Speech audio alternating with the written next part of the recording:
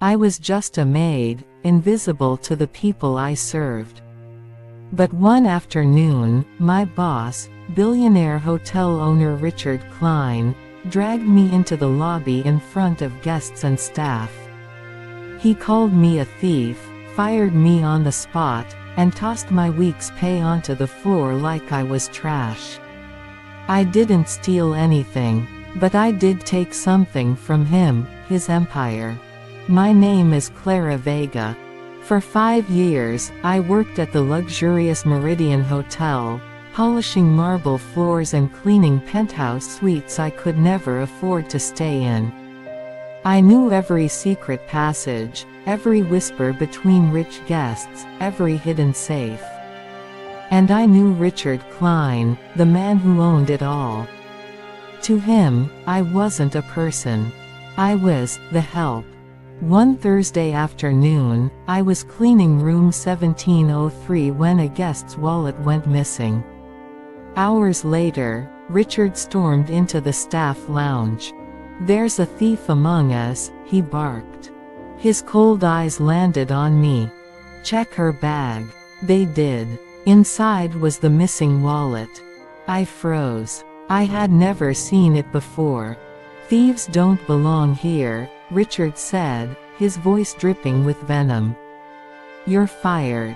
He didn't just fire me, he humiliated me. He made sure guests were watching. He knew what he was doing. As I walked out of the hotel that day, my cheeks burning, I realized something: I had nothing left to lose. Step 1. Information. What Richard didn't know was that during my years of cleaning his suites, I had picked up more than trash. I had found papers, emails, and private letters he carelessly left lying around. Documents that hinted at shady business deals, illegal ones. I still had copies. All I needed was proof they were real. Step 2. Allies. I knew someone who could help: Mark, a former bellboy Richard had also fired unjustly. Mark was now a freelance photographer, and a bit of a hacker. When I showed him the documents, his eyes widened. "Clara, this is enough to sink him, but we need more. Dates, transactions, bank accounts." That was tricky. I no longer had access to the hotel.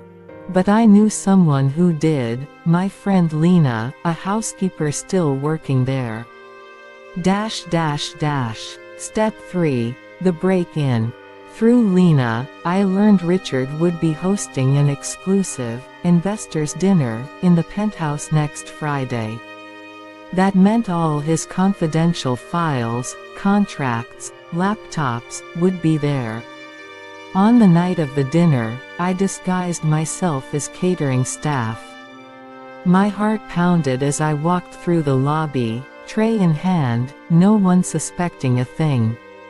While investors laughed over champagne, I slipped into the private office attached to the penthouse suite.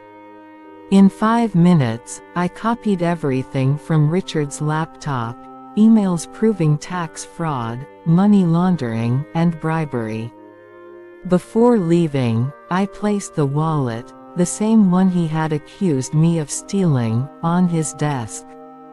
A little signature for what was coming. Step 4. The strike. Mark and I compiled the evidence into a neat, devastating package and sent it anonymously to every major news outlet in the city. 2 days later, the headlines exploded.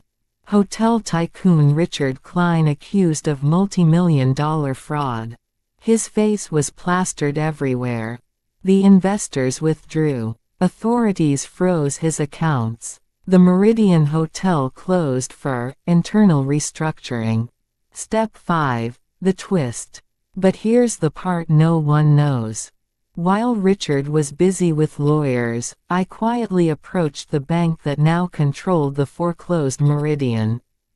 Using a small inheritance my late mother had left me, and a few silent partners who hated Richard as much as I did, I bought it. 6 months later, I walked into the grand lobby as the new owner. Guests and staff stopped to stare. Richard was there too, trying to get a meeting with the bank. His jaw dropped when he saw me. "Clara," he stammered. I smiled. "No, Mr. Klein. It's Ms. Vega now." And for the first time in years, I felt seen. Moral: never underestimate the invisible people. They're the ones who see everything.